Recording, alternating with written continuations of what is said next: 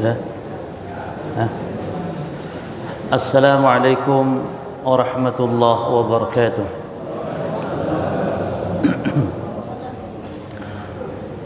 Alhamdulillahi rabbil alamin. Wa bihi nasta'inu ala umuri dunya waddin. Wa sallallahu wa sallama wa baraka ala nabiyyina Muhammadin wa ala alihi wa ashabihi wa tabi'in wa man tabi'ahum bi ihsanin ila yaumiddin wa sallama tasliman katsira, amma ba'd. Para jamaah kaum muslimin wal muslimat jamaah salat maghrib Masjid Utsman bin Affan radhiyallahu anhu yang semoga senantiasa dirahmati, diberkahi oleh Allah Subhanahu wa taala.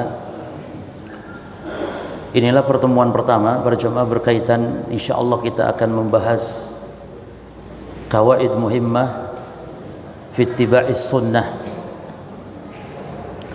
Kaidah-kaidah yang penting di dalam kita mengikuti sunnah. Dan ittiba ini maknanya yakni al-iqtida wa ta'assi bi an-nabi sallallahu alaihi wasallam. Ittiba artinya meneladani dan mengikuti Rasulullah sallallahu alaihi wasallam fil i'tiqadat wal ibadat wa at-turuq, kata para ulama. Jadi mengikuti beliau di dalam akidah, di dalam ibadah, atau termasuk di dalam hal yang beliau tinggalkan. Ya. Dan ittiba ini merupakan perkara wajib, bahkan sebagian dari kedudukan ittiba di dalam Islam dia merupakan syarat diterimanya amal ibadah. Ini merupakan hal yang penting. Nah, yang akan kita kaji nanti bagaimana kaidah-kaidah kita di dalam ittiba kepada sunnah. Dan sunnah maknanya yakni petunjuk Nabi sallallahu alaihi wasallam.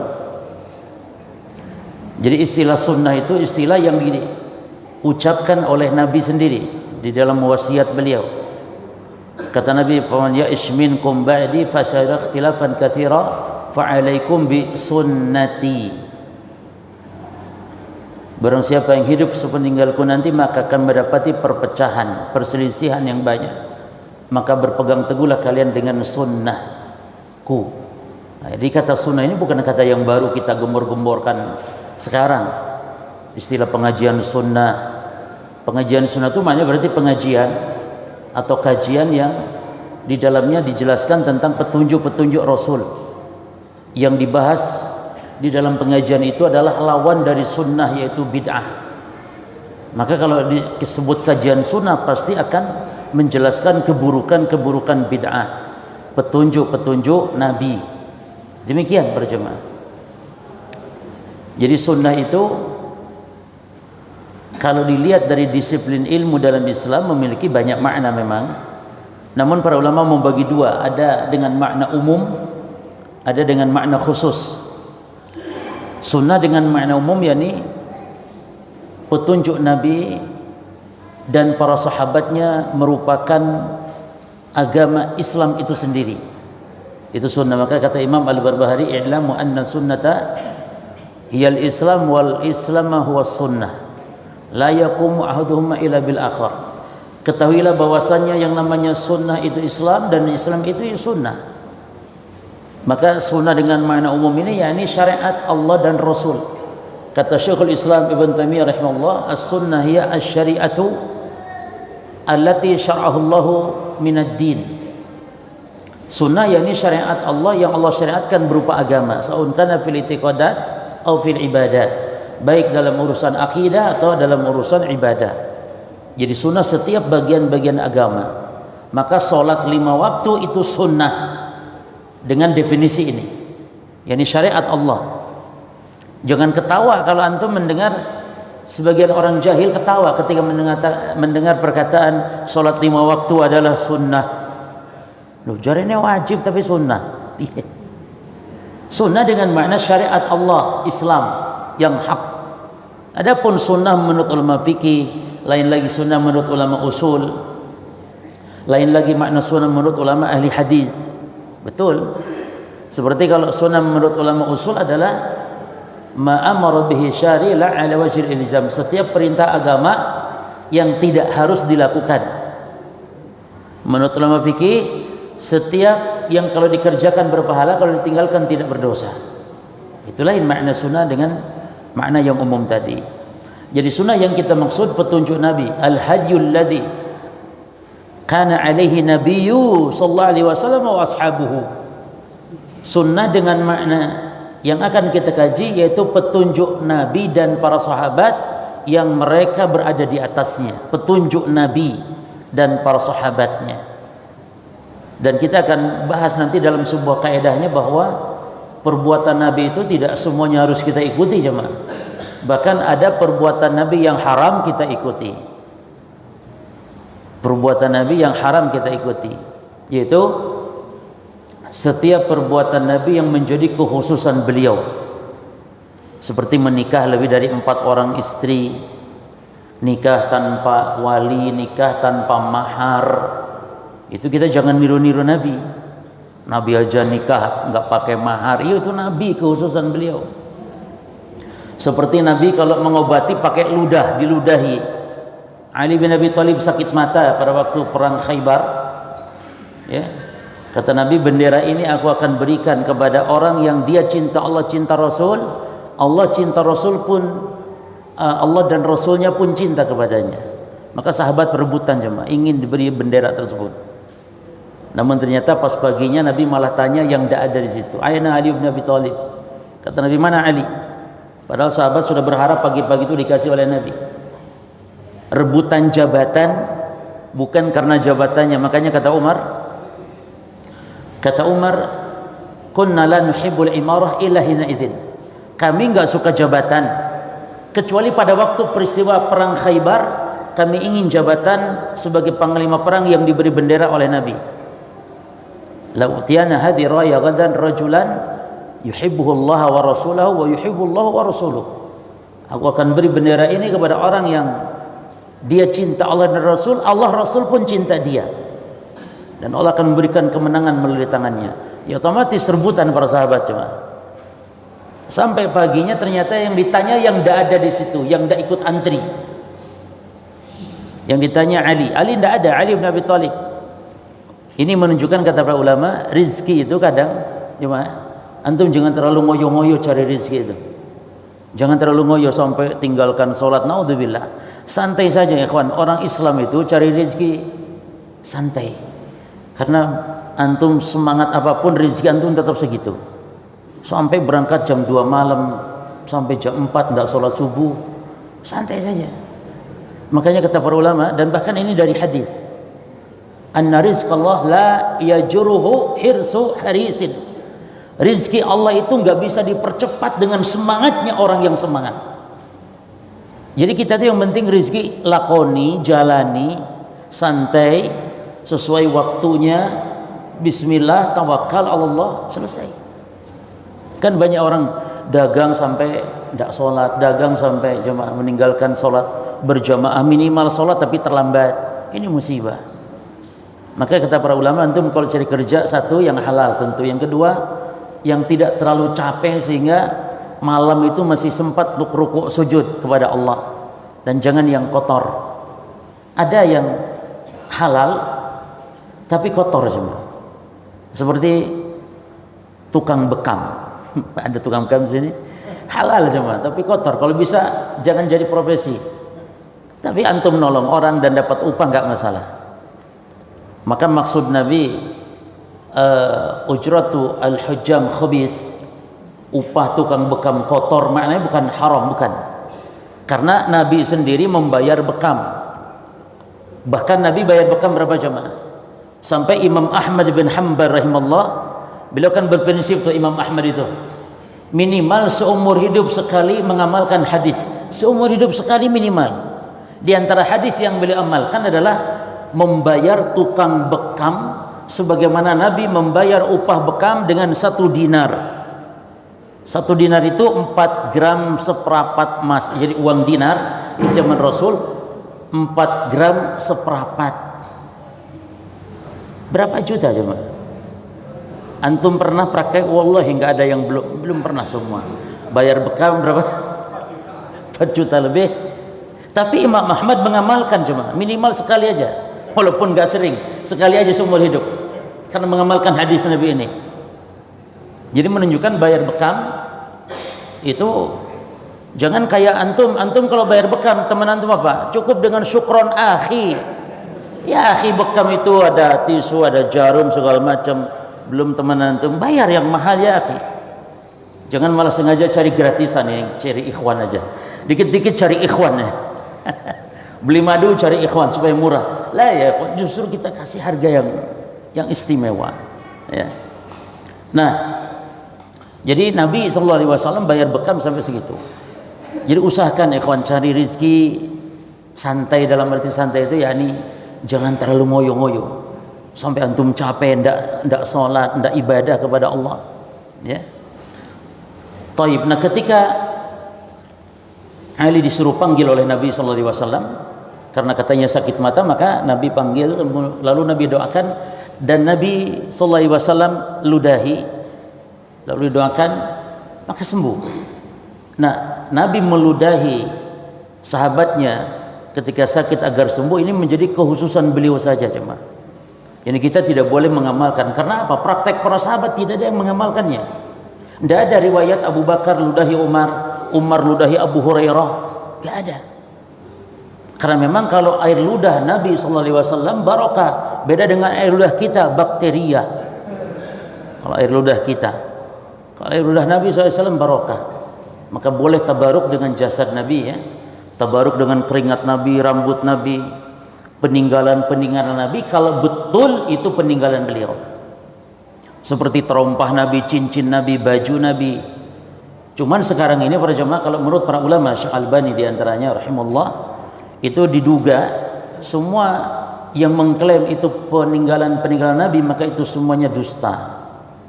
Artinya jangankan cuman peninggalan ya ikhwan, lawang hadis saja banyak orang dusta kan. Qala Rasulullah, apalagi ini cuman baju. Antum lihat ada sendal Nabi sampai dijadikan lambang oleh sebagian orang. Lambang kayak jimat gitu, ditempel di mobilnya, tempel di pecinya. Sendal Nabi katanya. Ada lagi rambut Nabi 7 meter. Iki rambutnya sopo? 7 meter. Ya, maka kita katakan tabaruk dengan asar Nabi, peninggalan Nabi sekarang, maka lebih baik dihindari. Ya. Tapi boleh kalau memang itu dipastikan. Jelas ya? Nah, jadi nanti akan kita bahas kaidah-kaidah berkaitan dengan ittiba kepada sunnah Nabi sallallahu alaihi wasallam. Sebelum kita masuk kepada beberapa kaidah-kaidah di dalam masalah ittiba kepada sunnah, yang pertama dulu para jemaah, kedudukan ittiba di dalam syariat Islam demikian agungnya. Yang pertama, al-ittiba syartun liqabuli al-ibadat. Ini judulnya, yang bagian pertama ini adalah kedudukan ittiba di dalam syariat. Apa yang pertama? Ittiba kepada Nabi itu adalah syarat liqabuli al-ibadat, syarat diterimanya amalan ibadah. Sebagaimana kita tahu, syarat diterimanya amalan ibadah ada dua. Yang pertama ikhlas lillahi azza wajal, yang kedua al-mutaba'ah li Rasulillah sallallahu alaihi wasallam. Ya. Al-Imam Al-Hasan Basri beliau mengatakan la yasihu al-qaul ila bil amal. Tidak sah perkataan kecuali dengan amal. Wala yasihu qaulun wa amal illa binniyah. Dan tidak sah perkataan perbuatan kecuali dengan niat. Lalu kata beliau, wala yasihu qaulun wa amal wa niyyah illa bisunnah. Imam Hasan Basri itu ngomong tentang sunnah, padahal dia ulama tabi'in. Jadi istilah sunnah ini istilah, bukan istilah baru yang baru digembor-gemborkan oleh para masyayikh kita, guru-guru kita, bukan jemaah. Ini ungkapan-ungkapan yang sudah masyhur di kalangan para salaf, merupakan syiar, tanda seorang di atas kebenaran dalam agama. Si fulan di atas sunnah, yakni si fulan di atas petunjuk Nabi. Jadi kata Imam Al-Hasan Basri, tidak sah perkataan, tidak sah perbuatan kecuali dengan sunnah, yakni dengan ittiba kepada sunnah Nabi sallallahu alaihi wasallam. Ya. Dan ingat sekali lagi, sudah maknanya apa tadi? Petunjuk Nabi. Al-hajjul ladzi kana alaihi Nabi sallallahu alaihi wasallam wa ashabuhu. petunjuk dan para sahabat Nabi yang berada di atasnya. Kemudian para jemaah, yang kedua, kedudukan sunnah dalam syariat adalah kedudukan ittiba dalam syariat adalah ittiba kepada sunnah ahadu aslai al-Islam al-asasaini. Ittiba kepada sunnah salah satu dasar di antara dasar Islam yang dua. Dasar Islam ini dua jemaah. Satu, dasar Islam berupa persaksian tauhid la ilaha illallah. Yang kedua, dasar Islam itu adalah persaksian Muhammad Rasulullah. Nah, Muhammad Rasulullah konsekuensinya, persaksian Muhammad Rasulullah konsekuensinya adalah al-ittiba. Kalau persaksian la ilaha illallah itu konsekuensinya apa jemaah? Ikhlas dalam beribadah. Maka ittiba berarti bagian dari dua kalimat syahadat, konsekuensi dari syahadat risalah, syahadat Muhammad Rasulullah. Di dalam surah Al-Kahfi ayat 110 ayat terakhir, di situ disebutkan di antara syarat diterimanya amalan ibadah, apa kata Allah? Faman kana yarju liqa'a rabbih falyamal amalan salihah. Falyamal amalan salihah. Siapa yang berharap bertemu dengan Allah. Pertemuan dengan Allah itu ada dua. Satu, pertemuan secara umum, bagi siapapun muslim kafir akan bertemu Allah untuk mempertanggungjawabkan yakni amalan-amalan dia ketika di dunia. Muslim kafir akan berjumpa dengan Allah. Ini liqa'ul 'am. Adapun yang kedua, liqa'ul khas, yaitu pertemuan dengan Allah di surga, memandang wajah Allah. Ini pertemuan hanya dengan orang-orang yang beriman. Nah, seperti dalam surah Al-Kahfi di akhir ini, liqa yang mana? Yang maksud liqa'ul khas. Faman kana yarju liqa'a rabbi. Siapa yang berharap bertemu dengan Allah Azza wa Jal, maka syaratnya dua. Satu, falyamal amalan solihah. Beramal dengan amal soleh. Amal soleh yakni amal yang sesuai dengan sunnah. Lalu wala yusyrik bi ibadati rabbi ahada. Ini syarat yang kedua, yaitu ikhlas, tidak menyekutukan Allah dalam beribadah. Yang ketiga jemaah, ittiba adalah sababun lidukhulil jannah. Ittiba kepada sunnah Nabi sebab yang paling utama untuk masuk surga. Sebab Nabi mengatakan kullu ummati, setiap umatku, kata Nabi, yadkhulunal jannah illa man aba. Setiap umatku pasti masuk surga semuanya, kecuali yang tidak mau. Sahabat heran, masa ada ya Rasulullah? Apa ada orang yang tidak mau masuk surga? Wa man ya'ba ya Rasulullah? Siapa yang tidak mau ya Rasulullah? Kata Nabi, man ata'ani dakhalal jannah. Siapa yang taat kepadaku, ittiba maknanya masuk surga. Wa man asani faqad aba. Siapa yang durhaka, tidak mau ittiba, enggak mau taat kepada kami, maka dia enggan masuk surga. Jadi al-ittiba sababun lidukhulil jannah. Yang keempat para jemaah, ittiba kepada sunnah Nabi ini menjadi ciri atau menjadi tanda seseorang itu mencintai Allah dan dicintai oleh Allah. Maka kalau orang ngaku cinta Allah, cinta Rasul, buktikan dengan ittiba. Dan itu Allah tantang seolah-olah. Allah turunkan ayat sebagai barometer atau batu ujian bagi orang yang ngaku-ngaku cinta Allah. Apa kata Allah? Qul in kuntum tuhibbunallaha fattabi'uni. Ittiba, fattabi'uni. Apa balasannya? Yuhibbukumullah.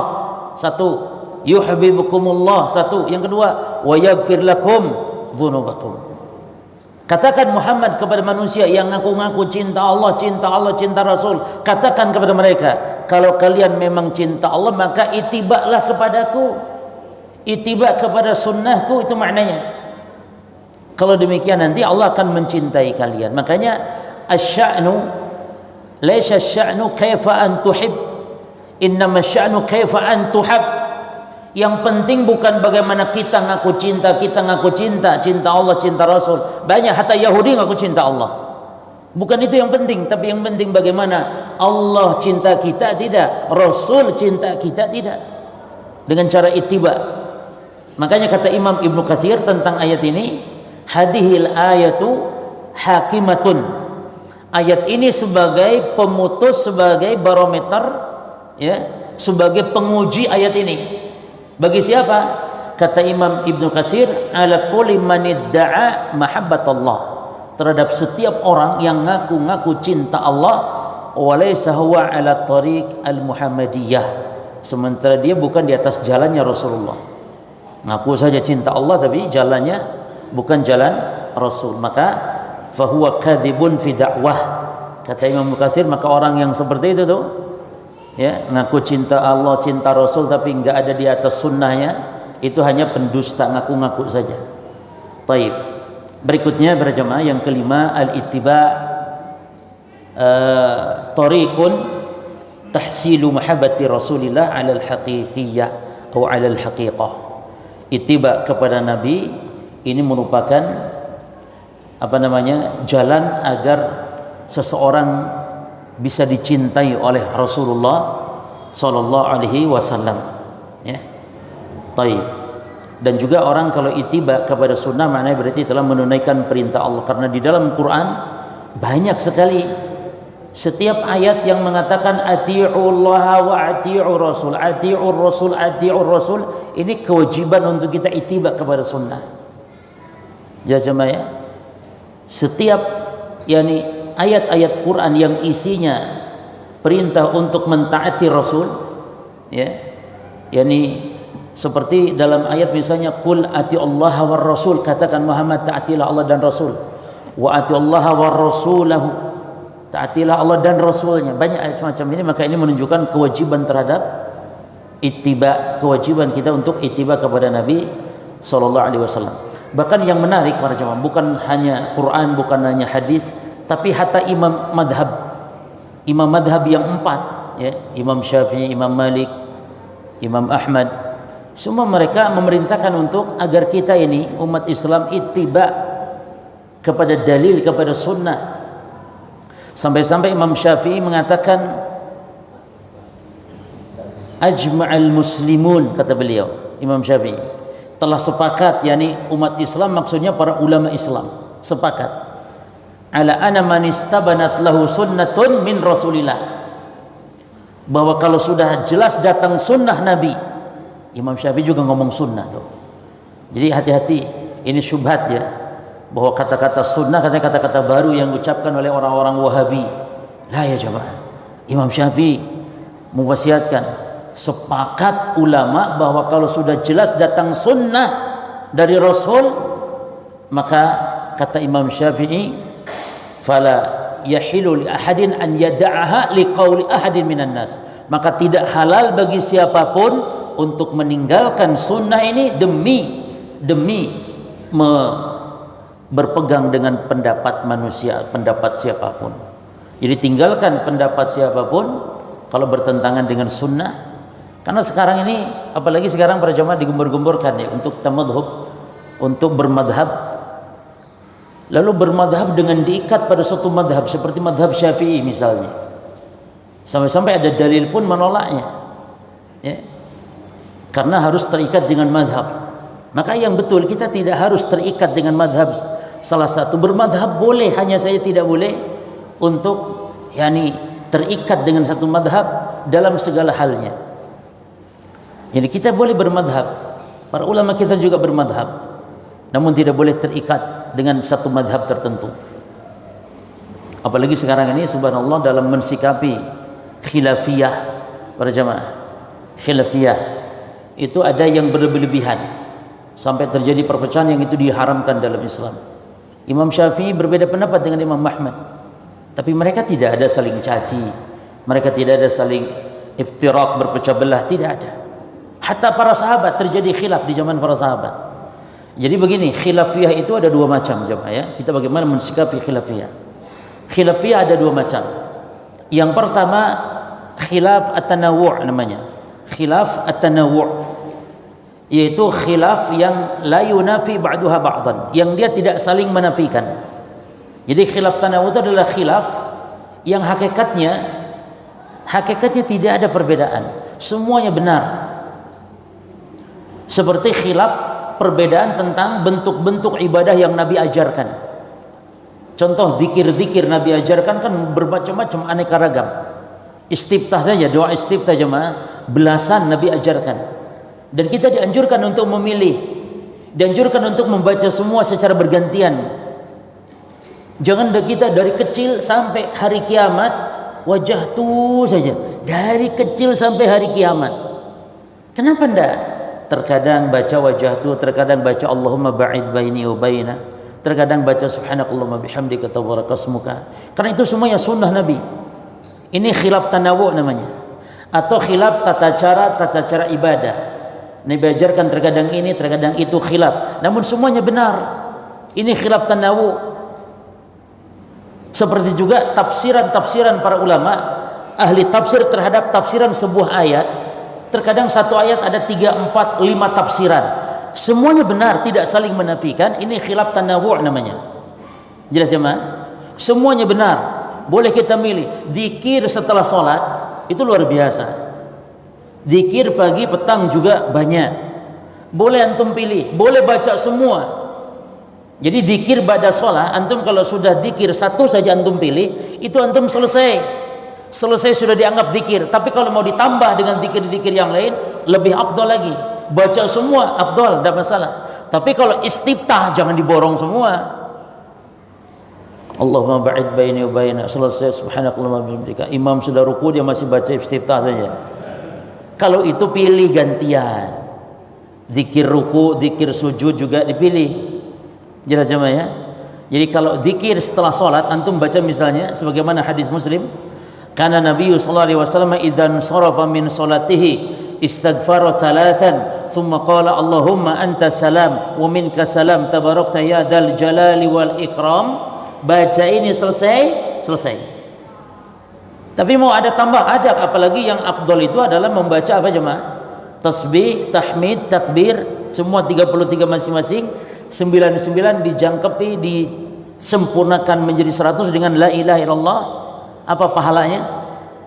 Ghufirallahu dzunubahu wa kanat kazabadil bahar.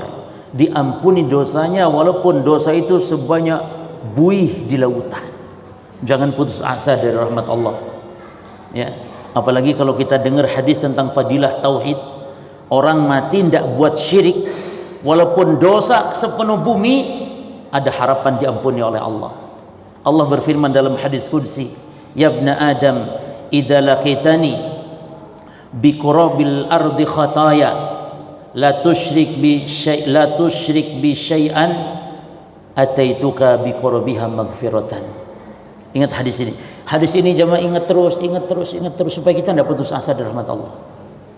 Wahai anak Adam, kata Allah, seandainya engkau mati bertemu aku bawa dosa sepenuh bumi, bukan dosa 1, 2, 3, 4 lah, sepenuh bumi isinya dosa, kita bawa mati belum taubat, selama bukan syirik, maka Allah syaratkan selama kalian tidak berbuat syirik kepadaku, ya, maka apa kata Allah? Ataituka biqurbiha maghfiratan, aku akan datangi engkau dalam keadaan membawa ampunan sepenuh bumi pula.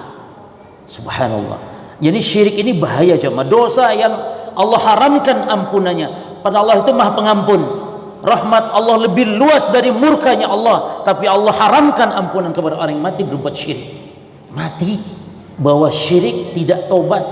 Tapi ada orang berzina belum taubat, ada harapan diampuni jemaah. Ada orang mencuri belum taubat, ada harapan diampuni oleh Allah.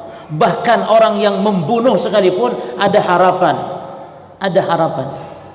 Beda dengan orang yang mati berdosa syirik, tidak ada harapan sama sekali. Allah haramkan surga, Allah haramkan ampunan. Maka selalu kita nih mewanti-wanti kaum muslimin saudara kita karena sayang sama mereka, jangan berbuat syirik kepada Allah, dosa yang tidak terampuni kalau terbawa mati belum taubat. Innallaha la yaghfiru an yushraka bihi wa yaghfiru ma duna dzalika liman yasha. Ya. Baik. Kemudian para jamaah sekalian, di antara dalil tentang kewajiban ittiba kepada Nabi atau kepada sunnah Nabi, kalau yang pertama tadi apa dalilnya? Setiap perintah untuk mentaati Nabi, ya kan? Nah, dalil yang kedua, al-wa'id asy-syadid, ini dalil-dalil Quran, ancaman yang keras, ala man yukhalifu amrallah atau amran Nabi sallallahu alaihi wasallam. Ada ancaman keras dalam Quran bagi orang yang menyelisihi perintah Nabi. Ada ancaman yang keras, yaitu Allah berfirman, falyahdharil ladzina yukhalifuna an amrih. Hendaklah takut, hati-hati kata Allah orang yang menyelisihi an amrihi, ay an amrin nabi, menyelisihi perintahnya, yaitu perintah Nabi. Apa ancamannya jemaah? Ada dua. Satu di dunia, antusibahum fitnah, akan terkena fitnah dia di dunia. Apa makna fitnahnya? Kata Imam Ahmad, fitnah di dunia ini yakni akan jatuh kepada kesyirikan, jatuh kepada kebid'ahan, jatuh kepada kekufuran, jatuh kepada kemaksiatan. Itu fitnah dunia yang berbahaya. Orang yang tidak ikut kepada sunnah Nabi akan jatuh kepada bid'ah, jatuh kepada kesyirikan. Karena bid'ah ada yang menghantarkan kepada kekufuran, waliyadzubillah. Jadi bahaya cuma. Ini di dunia. Di akhirat apa? Au yusibahum adzabun alim, atau akan terkena azab yang pedih. Kapan? Di akhirat. Ini kan dalil kalau ada ancaman berat seperti, berarti wajibnya ittiba kepada sunnah. Yang ketiga, bentuk pendalilannya di Quran adalah apa jemaah? Nafyul khiyar anil mu'minin idza sadara hukmun an Rasulillah. Tidak ada pilihan alternatif bagi orang-orang beriman ketika sudah datang hukum dari Rasulullah. Enggak ada pilihan, enggak ada alternatif. Dan itu Allah sebutkan dalam surah Al-Ahzab ayat 36. Wa ma kana lil mu'min wala mu'minatin. Tidak layak, tidak pantas bagi orang beriman, kaum mukminin dan kaum mukminah, tidak pantas. Idza qadallahu wa rasul amran, apabila Allah dan Rasulnya sudah menetapkan suatu hukum, an yakuna lahumul khiyaratu min amrihim. Lalu dia ada alternatif lain untuk menjadi pilihan. Semua orang harus tunduk kepada aturan Rasulullah, harus taat kepada Rasul. Wa man ya'sillaha wa rasulahu faqad dhalla dhalalan mubina. Maka siapa yang durhaka kepada Allah dan Rasul, maka dia telah sesat dengan kesesatan yang nyata.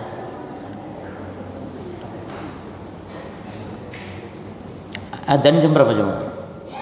Hah? Kurang? Taib. Iya, kaidahnya belum. Kaidahnya ada 9. Kaidahnya ada 9.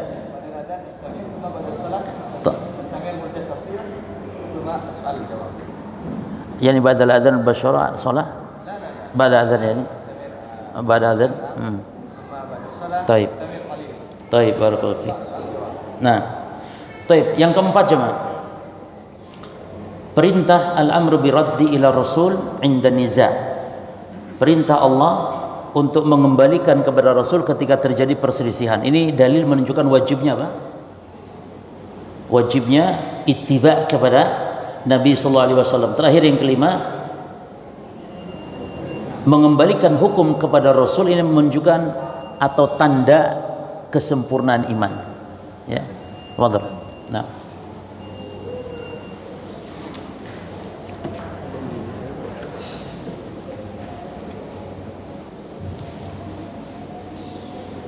Allahu Akbar.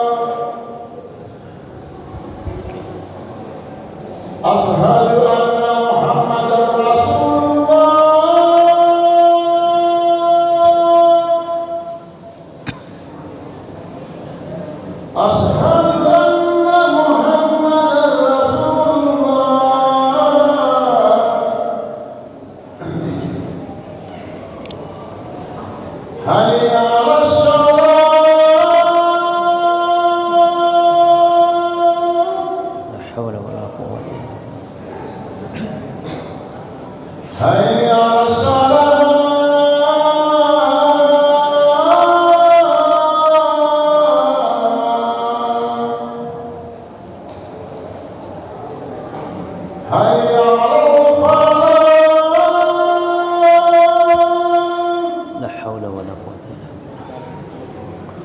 حي على الفلاح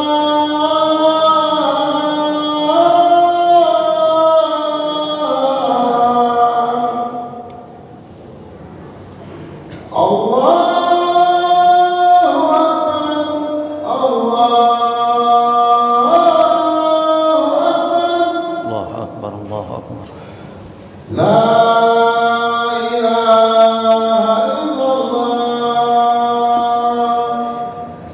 لا إله إلا الله اللهم صل على محمد وعلى آل محمد صل تعالى وعلى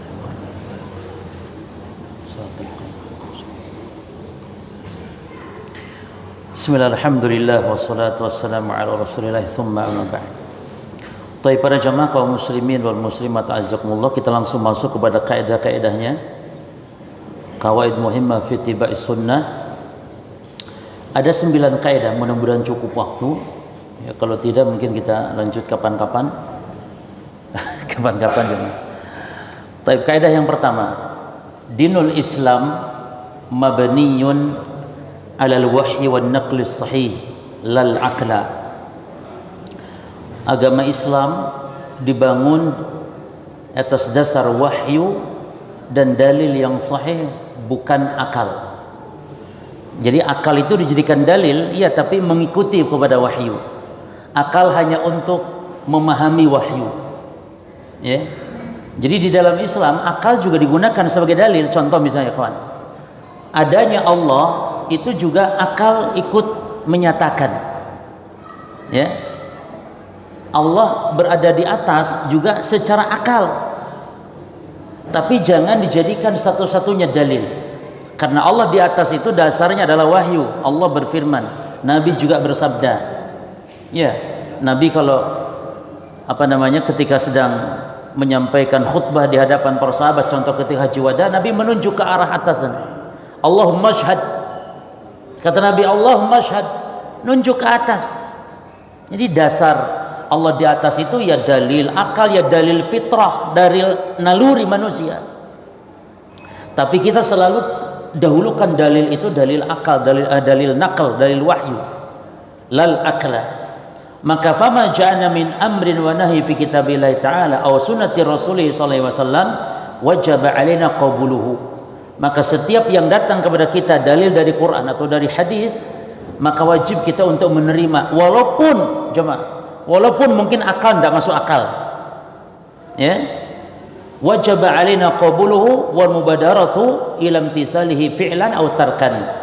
Dan wajib menerima, bukan hanya menerima tapi segera untuk kita mengamalkan. Beda dengan ahli bid'ah. Ahli bid'ah itu kalau ada wahyu, ketika wahyu itu merasa tidak sesuai dengan akal, mereka tolak. Kenapa mereka mengingkari sifat-sifat Allah? Allah tidak punya wajah, tidak punya sifat. Allah berbuat ini, berbuat itu. Allah tidak punya sifat rahmat dan yang lain-lain.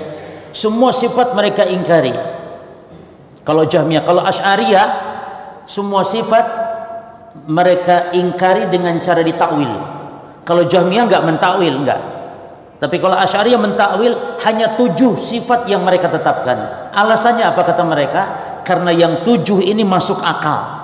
Yang 7. Terus yang lainnya tidak masuk akal.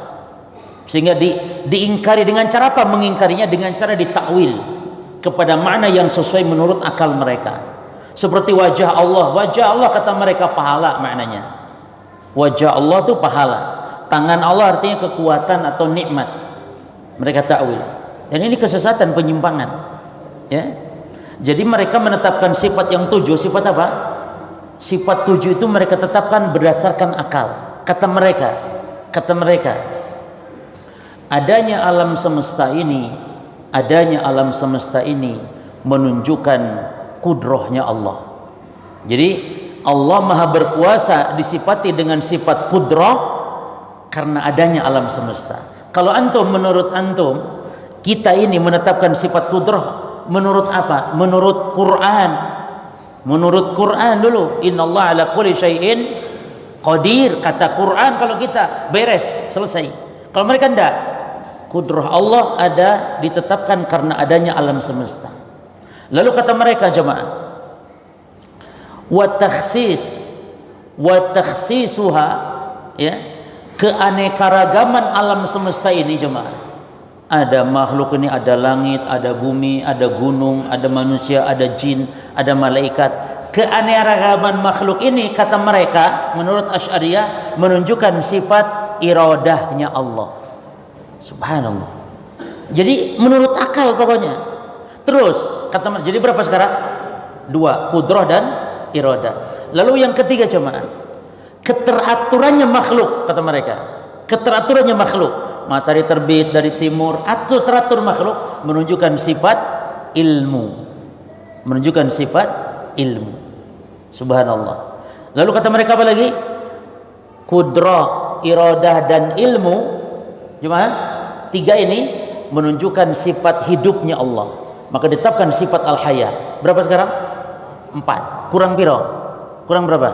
Kurang 3. Kata dia nih, kata mereka, kalau Allah maha hidup harus maha melihat, harus maha mendengar, harus maha bicara. Ditetapkanlah sifat al-kalam, was-sama, wal-basar. Selesai, 7 saja. Jadi yang 7 ini masuk akal. Terus yang lain tidak masuk akal. Tidak masuk akal. Kenapa yang selain sifat 7 kok nggak mau tetapkan? Kata mereka, kalau menetapkan sifat Allah selain yang 7, nanti seolah-olah menyerupakan dengan makhluk. Takut menyerupakan dengan makhluk sehingga harus ditakwil. Terus kita katakan, loh yang 7 ini bukankah makhluk juga punya? Betul tidak jemaah?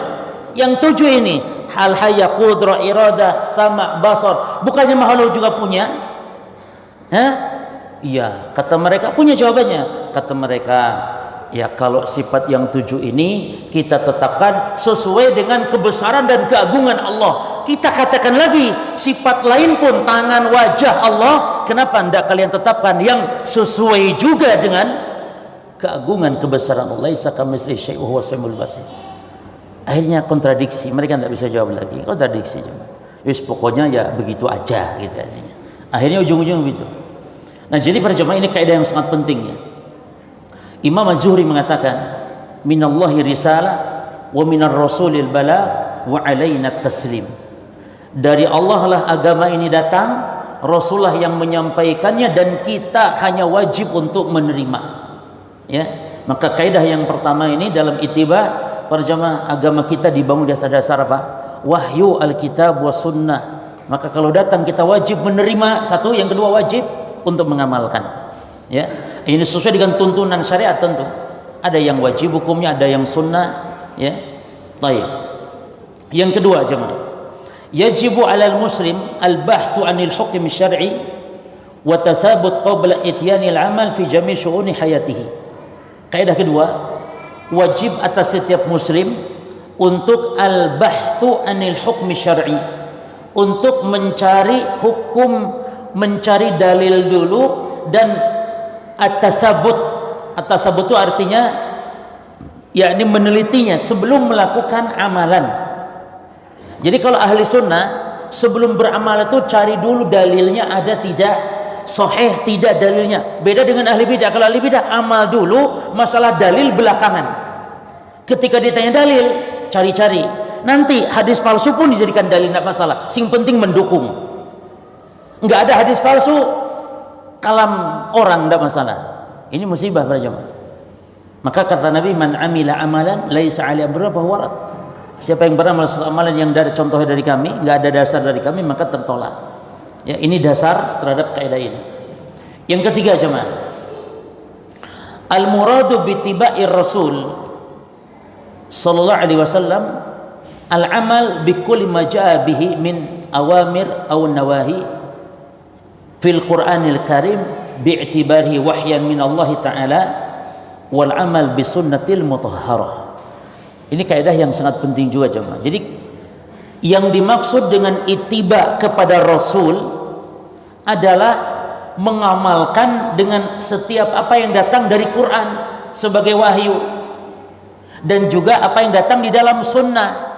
Jangan ittiba Rasul itu hanya mengamalkan apa yang ada dalam sunnah saja, atau hanya ada dalam Quran saja, enggak. Tapi Quran dan sunnah itu semua adalah merupakan wahyu. Wa ma yantiqu 'anil hawa in huwa illa wahyun yuha. Yani apa yang di Quran adalah sunnah Rasul juga, yang dalam hadis-hadis Nabi juga sunnah Rasul. Kan berbeda dengan aliran Qur'aniyun jemaah. Tidak mau mengamalkan sunnah hanya dalam Quran saja katanya. Karena kalau sunnah takutnya palsu dan semisal. Makanya kata Atha bin Abi Rabah, Atha ini seorang ulama tabi'in. Atha bin Abi Rabah itu berkata, ta'atur rasul ittiba'ul kitabi was sunnah, kata beliau. Jadi maksud mentaati Rasul itu adalah mengikuti Al-Quran. Tidak cukup Quran, tapi mengikuti juga sunnah. Jadi ingat, tidak boleh seorang muslim berdalil hanya cukup Quran saja. Syekh Saleh Toha jemaah Abu Islam pernah ketika dia di sebuah masjid, dia sholat pakai sutra. Lalu ada seorang mengingkari, kenapa ente sholat pakai menghadap ke berhala? Jadi sutra dianggap berhala. Lalu kata Syekh Abu Islam, ini sunnah Nabi SAW. Lalu kata orang ini ngeyel. Kata orang ini, mana? Enggak ada di Quran. Kita hanya melihat di Quran. Gitu kata dia. Kata orang ini, enggak ada di Quran. Mana perintah sutra? Enggak ada. Makanya jemaah, di antara kesalahan Imam Malik, dan ini khilafiyah ini. Di antara kesalahan Imam Malik adalah berpendapat bahwa anjing makruh. Karena di Quran enggak ada. Taib, kalau di Quran enggak ada secara tegas anjing itu haram. Kan Quran hanya mengatakan apa? Hurimat alaikumul maitah wa dam wa lahmul khinzir wa ma uhila bihi la ghairillah. Hanya 4. Diharamkan bagi kalian apa? Bangkai, darah, daging babi dan sembelihan untuk selain Allah. Mana anjing? Anjing adanya di dalam hadis. Kata Nabi, kullu dhinabin minas siba fa aklu haram. Setiap binatang buas yang bertaring maka memakannya haram. Ada. Namun ini khilafiyah jemaah, kita harus toleran, lapang dada kepada pendapat Imam Malik. Ya. Tapi bukan berarti kita lapang dada, sikap kita pun yakni bebas milih, tidak. Setiap muslim mensikapi khilafiyah yang seperti ini, dia lapang dada kepada saudaranya yang berbeda, tapi dia harus mengamalkan pendapat yang rajih, yang kuat. Maka di antara kesalahan begini jemaah. Kunut subuh ini masalah khilafiyah, betul. Antara Syafi'i dan Imam Ahmad khilaf, betul. Kita toleran, lapang dada kepada yang berbeda pendapat, betul. Lalu sikap kita bagaimana? Harus memilih yang kuat, antara kunut subuh terus-terusan atau justru harus meninggalkan kunut subuh. Jangan mengatakan yang kunut subuh juga benar, yang tidak kunut juga benar, yang salah yang tidak salat subuh. Ini tidak mendidik ini. Yang salah yang mana? Satu pasti salah. Maka yang benar adalah madhab Imam Ahmad. Kunut subuh terus-terusan ini bid'ah. Dan hukum bid'ah ini khilaf. Maka yang disebut bid'ah itu nanti jangan marah, jangan baper, jangan. Ini memang khilafiyah. Yang satu berpendapat bid'ah, yang satu berpendapat sunnah. Tinggal kita toleran, lapang dada. Dan jangan diingkari. Kata ulama, tidak boleh diingkari dalam masalah khilafiyah seperti ini. Jangan tegakkan amar ma'ruf nahi munkar, karena ini bukan masalah ijma', ini khilafiyah jemaah. Hanya kita wajib memilih yang kuat. Madhab Maliki anjing makruh, kita pilih madhab yang kuat yaitu madhab jumhur bahwa anjing adalah haram. Dan ini kelemahan dan kesalahan daripada Imam Malik rahimahullah. Ini khilaf dikit jemaah. Jangan khilaf, ini khilaf yang kedua namanya khilaf tadad, khilaf yang kontradiksi. Ini jangan kita katakan boleh memilih. Ya, mau kunut silakan, tidak kunut silakan, yang salah yang tidak salat subuh. Atau mau makan anjing makruh silakan, mau la, yang betul anjing haram. Binatang buas yang bertani hukumnya haram jemaah. Jelas ya? Tapi ini khilafiyah, termasuk madhab Maliki mengatakan anjing tidak najis. Tapi ini salah. Yang betul madhab mayoritas bahwa anjing air liurnya termasuk najis yang mughaladah, najis yang berat. Ya. Taib. Kaidah yang ketiga, kaidah yang keempat, ma tarakahu Nabi. Ini kaidah yang penting untuk membantah ahli bid'ah. Ya, perhatikan jemaah. Ma tarakahu Nabi sallallahu alaihi wasallam min jinsil ibadat. Ya. Setiap bentuk-bentuk ibadah yang Nabi tinggalkan, ya, Nabi tidak lakukan padahal itu ibadah. Mawujudil muqtada li fi'lihi, padahal tuntutan untuk melakukan ada, tapi Nabi tinggalkan para sahabat pun meninggalkannya. Ini kaidah. Maka fi'luhu bid'atun wa tarkuhu sunnatun. Maka mengamalkan ibadah yang Nabi tinggalkan ini, sahabat tinggalkan ini, mengamalkan ibadah itu bid'ah, meninggalkannya justru itu sunnah. Contohnya apa? Contohnya adzan untuk sholat hari raya. Adzan untuk sholat hari raya ini tuntutan untuk melakukan ada di zaman Nabi. Bahkan lebih mantap kayaknya kalau panggil orang untuk kumpul di lapangan. Tapi Nabi tidak lakukan adzan ini. Nabi, sahabat tidak lakukan. Berarti kita sekarang melakukan adzan untuk sholat hari raya. Apa hukum adzan ini? Bid'ah, haram, terancam neraka jahanam. Kenapa jemaah? Padahal adzan ada Allahu Akbarnya, ada asyhadu alla ilaha illallah. Adzan, kalimat tauhid, agung sekali. Iya, ini kaedahnya. Karena kalau Nabi tinggalkan padahal Nabi mampu lakukan, beda dengan mengumpulkan mushaf Al-Quran. Kalau mengumpulkan mushaf Al-Quran dalam satu mushaf, memang Nabi tidak mampu. Karena wahyu belum sempurna. Ya, maka di zaman Nabi dicatat cuman di pelepah kurma, di tulang-tulang di batu. Sehingga menulis Quran, membukukan Quran bukan bid'ah. Tapi itu sunnahnya Abu Bakar, sunnahnya Utsman yang kita diperintah ikut sunnah mereka. Ini keliru jemaah. Ini katanya mengumpulkan Quran, kenapa nggak dibid'ahkan? Dia bukan bid'ah, dia sunnah. Sunnah siapa? Nabi mencatat, hanya tidak satu buku karena belum mampu. Kalau adzan untuk Idul Fitri, Idul Adha, Nabinya mampu. Nabi mampu, nggak ada yang menghalangi. Hanya Nabi tidak lakukan. Karena memang ini tidak disyariatkan. Maka adzan kita sekarang untuk Idul Fitri bid'ah. Adzan kita untuk jenazah bid'ah. Karena Nabi tidak melakukan. Demikian kaidah ini jemaah. Maka subhanallah Imam Nawawi, ini luar biasa. Imam Nawawi, imamnya madhab Syafi'i, ulama besar madhab Syafi'iyah. Imam Nawawi mengomentari tentang salat raghaib. Salat raghaib jemaah. Salat di malam Jumat pertama bulan Rajab dan salat alfiyah, yaitu salat di malam nisfu Sya'ban 100 rakaat, setiap rakaat membaca kulhu 10 kali, sehingga 10 kali kulhu dalam 100 rakaat berarti kulhunya berapa? 1000, maka disebut alfiyah. Apa kata Imam Nawawi? Wahatani salatani bid'atani munkarani qabihatan. Dua salat ini kata Imam Nawawi rahimahullah dalam kitab Majmu' Syarah Muhadzab, kata beliau, dua solat ini solat yang bid'ah, jelek, mungkar. Fala tagtar bidzikrihima fi kitab Qutil Qulub Ihya Ulumuddin. Jangan kalian tertipu. Subhanallah, kata Imam Nawawi, jangan kalian tertipu disebutkannya dua solat ini dalam kitab Qutul Qulub, kitab tasawuf, dan kitab Ihya Ulumuddin. Au bi ahaditsil madhkur, atau jangan tertipu dengan ada hadis-hadisnya. Fa inna kulla dzalika batilun, karena hadis semuanya hadis batil. Jadi kalaupun ada hadisnya maudhu, hadis palsu, maka tidak boleh seorang muslim solat padahal cuma ada Allahu Akbarnya, ada baca Quran, tapi solat ketika ditetapkan waktunya di nisfu Sya'ban dengan cara tertentu yang Nabi tidak ajarkan, maka jatuhlah dia kepada bid'ah. Di sini diberi contoh oleh muallif kal ihtifal bi maulid wa ihya lailatul Isra wal Mi'raj. Seperti perayaan Maulid atau menghidupkan malam Isra Mi'raj atau menghidupkan awal tahun ya, atau tahun baru dan yang semisal, karena Nabi mengatakan man amila amalan laisa 'alaihi amruna fa huwa raddun. Baik. Ada sebuah kaidah tentang perayaan jemaah. Ada sebuah kaidah tentang perayaan. Jadi perayaan itu begini. Perayaan yang dilakukan dalam rangka mengenang sebuah peristiwa yang terjadi lalu diulang-ulang, maka inilah perayaan yang bid'ah.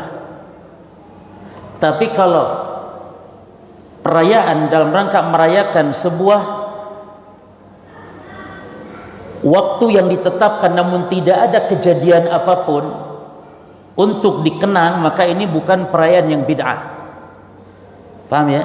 Jadi kalau antum merayakan sebuah perayaan karena ada peristiwa, contoh apa? Lahirnya seseorang, jelas. Nikahnya seseorang, jelas. atau terjadinya sesuatu, entah Isra Mi'raj kah atau apa saja, ada peristiwa, ya, maka dirayakannya bid'ah. Adapun kalau tidak ada peristiwa sebelumnya tapi ditetapkan sebagai setiap tanggal sekian bulan sekian diadakan perayaan, ini tidak sampai jatuh kepada bid'ah. Contoh misalnya tanggal sekian ditetapkan hari apa jemaah? Contoh hari santri misalnya. Ini tidak bid'ah. Karena dia tidak ada peristiwa pun sebelumnya. Hanya ditetapkanlah tanggal sekian bulan sekian hari santri, hari air sedunia, hari apa lagi? Wis hari macam-macam lah. Ya, hari penyakit ginjal, hari jantung. Semua ada harinya. Ya, hari paru-paru, hari ini tidak bid'ah. Karena tidak ada peristiwa yang dia kenang.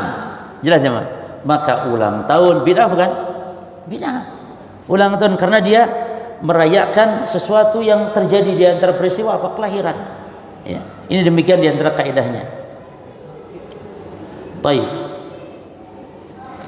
Kaidah kelima. Ustaz, kelamaan kayaknya. Hah? Wes kapan-kapan ya? Kapan-kapan ini kayak hah? Baik.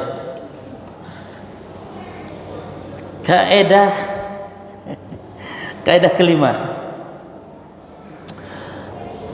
Kaidah kelima, kullu ma yahtajuhu nas, setiap yang dibutuhkan oleh manusia jemaah di dalam masalah agama, pokok-pokok agama, cabang-cabang agama, urusan dunia, urusan ibadah, perhatikan ini, urusan muamalah, urusan bagaimana ketika damai, ketika harta berperang, urusan politik, urusan ekonomi, perhatikan, ja'ati syari'atu bibayanihi wa idahihi.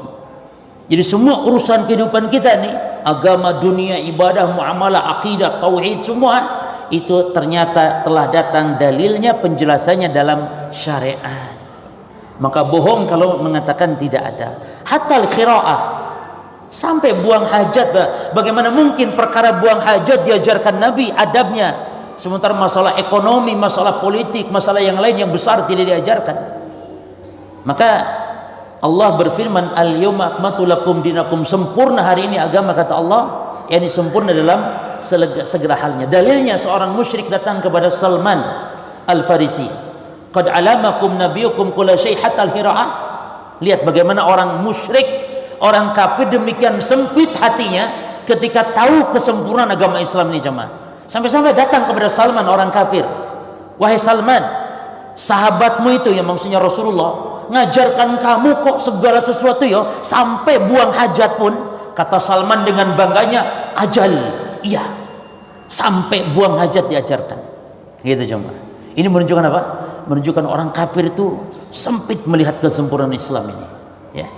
Demikian jemaah ya. Kita lanjut ba'da shalah. Baik. Subhanakallahumma bihamdika asyhadu an la ilaha illa anta astaghfiruka wa atubu ilaik. Assalamualaikum warahmatullahi wabarakatuh. Allah.